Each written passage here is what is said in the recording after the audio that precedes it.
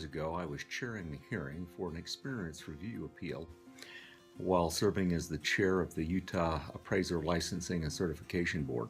Work experience had been denied because of some deficiencies in the appraisal that had been performed by both the trainee and the supervising appraiser. And in this case, it was a duplex of an older property in a downtown, fairly well-established Utah community. One of the problems with the appraisal was the cost approach had not been developed credibly. In this particular case, the site value as developed by the appraiser was $12,000 for a duplex lot in a downtown urban location.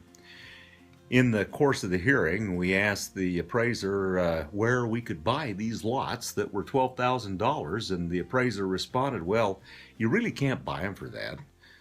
So when we asked where the site value was developed from, they'd indicated that they'd gotten the site value from the county assessor's office. Not long ago, I was reviewing an appraisal of a home in a suburban neighborhood in the greater Las Vegas area, and the site value put in developed by the appraiser was for $5,000 for a home that was selling for nearly $200,000. The cost approach seems to be one of the areas where there seem to be significant deficiencies. So today we wanted to explore the best practices associated with developing a credible cost approach in doing a single-family residential property using the Fannie Mae 1004 residential report form. In developing the cost approach to value, the first critical element is the development of an opinion of the market value of the site. Let me read the scope of work associated with the site value. Support the opinion of site value, summary of comparable land sales or other methods for estimating site value. Oftentimes in reviewing appraisals that have been done, the sales comparison approach is not used in developing the site value, or if it is, there's a general reference indicating that sales were considered from the MLS or from other sources.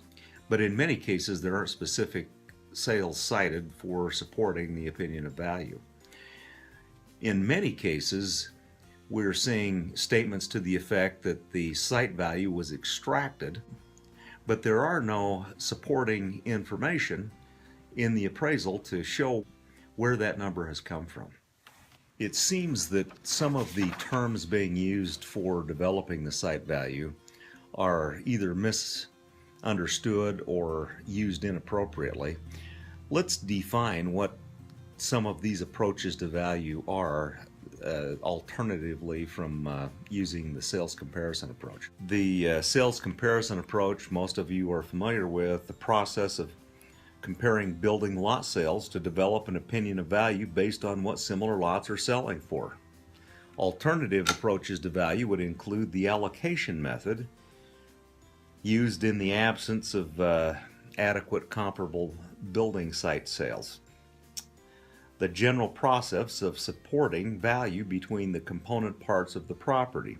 A method estimating land value, which sales of improved properties are analyzed to establish a typical ratio of land value of total property and its ratio applied to the property being appraised or the comparable sales being analyzed. The second is often referred to as extraction. The extraction method is also known as the land residual. Essentially, the extraction method is we determine the depreciated value of the building improvements and look at what properties are selling for, and the difference between what they're selling for and the depreciated value of the improvements must be the land value. It's what's left over after the building improvements have been adequately replicated and depreciated.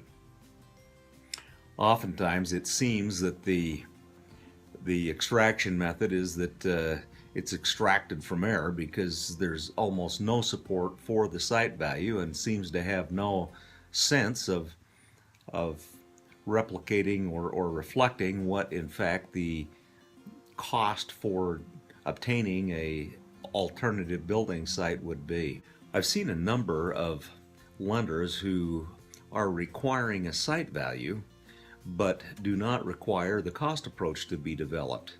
In many of these appraisals that we review, we find the appraiser making the statement that I developed the opinion of site value by extraction, but they haven't developed the cost approach. If the extraction method is a land residual, unless that cost approach has been developed in the work file, then it seems unlikely that they have followed the appropriate methods and procedures to develop the site value by extraction, or in other words, by the land residual approach. So in developing your site value, if a client wants that site value but doesn't require the cost approach to be developed, it's more likely that the site value is either developed from the ratio method or from direct sales comparison. So in review, there are three basic methods for developing the site value, which is the first step in developing a credible cost approach. The first and most reliable is the direct sales comparison approach using residential building lot sales. In many urban areas or areas where you have production housing, residential building lot sales aren't available, in which case an alternative method needs to be developed. The cost approach has significant limitations when reliable land sales or when reliable lot values are difficult to develop. My general recommendation is that if you don't need to develop the cost approach, particularly on older properties and in areas where there are limited data, you're better off not developing the cost approach than to develop a cost approach that is poorly developed and is not supportive of the value that is developed by direct sales comparison. Let's look at some of the typical issues that we run into. With the recent implementation of the UAD coding for property quality and condition, we are finding some inconsistencies between the quality ratings assigned to the property and the cost figures being used in the cost approach. In a number of situations, we will see a property that is rated as good quality construction, but in the cost approach, they're using a cost source such as the Marshall Swift cost estimator and using an average quality rating in developing the cost approach. One of the handy ways to help determine what the quality rating for the property ought to be is to see what kind of cost figures are required to develop the market value of the property based on where it's selling at or what similar properties in the area are selling at. If I have to use a good quality cost figure to arrive at the market value of the property, then the quality rating should be a good quality rating rather than average. One of the common problems that we will see in the cost approach is that the cost approach can't be replicated. There's not enough information included in the appraisal to replicate the numbers that are being included or being used in the cost calculations. My recommendation is that if you state that you're using cost figures from a cost source such as Marshall Swift, then you should actually use those numbers, make a copy, put them in your work file, or specifically state those numbers in the worksheet section of that section of the report. For example, use the base cost number, put the additions for roof, floor coverings, appliances, and other add-ons, and include the actual numbers that you relied on in developing that cost approach, along with whatever current cost multipliers and area adjustments that were required, so that your client, as they look at the analysis that you performed, is able to see the numbers that you used and can replicate the work that you developed. One of the things that I like to do in developing the cost approach on a residential report is to do a quick search in the multiple listing service, see what lot sales are available in a general area. Many cases I can do a general search, find a number of sales in the general area that have taken place. I can identify 4, 5, 6 of these sales and then do a screenshot or identify a little summary table that I can then copy and paste in an exhibit, and in my analysis I can then indicate which of the sales I thought were most reliable. Once you have developed a credible opinion of site value, you've developed the appropriate cost figures in developing the replacement cost of the property. The next step is to determine all forms of obsolescence associated with the building improvements. Oftentimes the age life method is developed, taking the life of the property and dividing it by the effective age. Sometimes that approach results in a higher level of obsolescence or physical depreciation than is actually being recognized by the market. The Marshall Swift Cost Handbook has a nice depreciation table that is very useful in both helping to determine an appropriate effective age for the property, along with the studies that they have performed to estimate the amount of depreciation that has taken place based on the quality, the expected economic life, and the estimated effective age. Oftentimes what I have seen is appraisers manipulate the effective age to affect the depreciation level in the cost approach.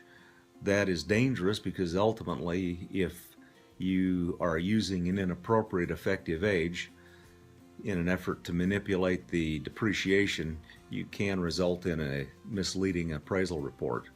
Most of your software applications will allow you to input an appropriate depreciation amount or percentage in the cost approach that will override your age life calculations that are automatically inserted into the cost approach. The last line is the depreciated value of the site improvements.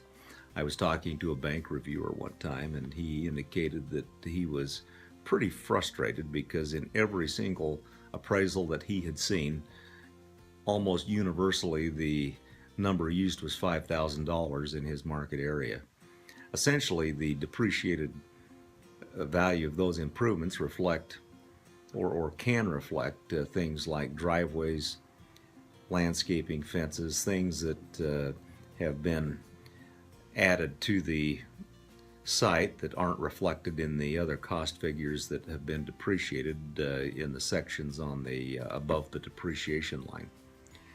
Whatever numbers you used, make sure that they're reasonable and they reflect a reasonable approximation of the contributory value after depreciation. My experience while serving on the Utah Appraiser Licensing and Certification Board found that the cost approach was one of the easiest ways for appraisers to get into trouble. Usually, if there were errors in the cost approach, they were pretty easy to identify by the investigators, and if it wasn't developed credibly, it was a fairly easy way for an appraiser to end up with fines and discipline. Even though it was a secondary approach to value, the uniform standards require that the approach be developed credibly. Again, my recommendation is that if it's not necessary to develop a credible opinion of value and your client doesn't require it, Fannie Mae doesn't require it, then you don't need to develop it. But if you're going to develop the cost approach, make sure that it's well done, that you've supported your site value, you've supported the cost figures appropriately, and that you've adequately supported the final opinion of value on the basis of that approach to value. I hope this is useful. Please feel free to contact us or like the video and give us feedback if there are any other topics you'd like to see addressed. Thanks very much.